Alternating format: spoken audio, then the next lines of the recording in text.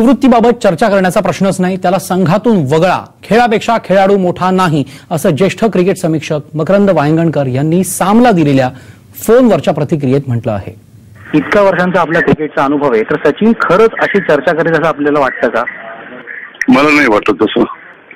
सचिनने निवड समिती चर्चा करण्याचा प्रश्नच पुढे आला.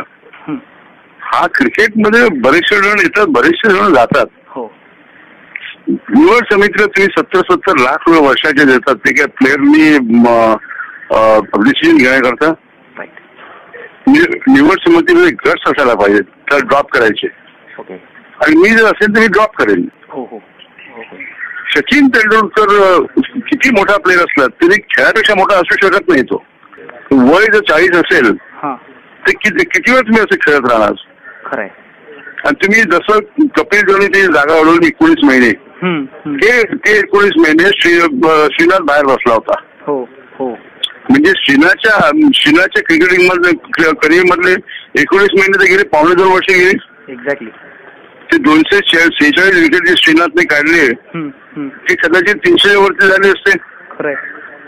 आपल्याकडे हा लेजंड हा प्रकार जो आहे हा आपण देवासमान मानतो आणि मला वाटत नाही तसं खेळामध्ये मानायला हवं.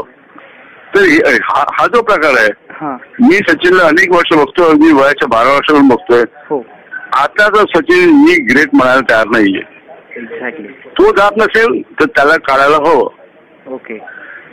त्याशी बोला पाहिजे किंवा ही शेवटची टेस्ट मॅच आहे. मला वाटत नाही संदीप पाटील किंवा कोणी त्याशी बोलेल, कारण सगळे जण असं आहे की 70-70, 60-60 लाख रुपये प्रत्येक सिलेक्टरला दिल्यानंतर ते सगळे बोर्डाचे गुलाम झालेत. आणि सचिनला यावेळी जायला लागेल. 100 केलं नाही तरी जायला लागेल, 100 केली तरी जायला लागेल.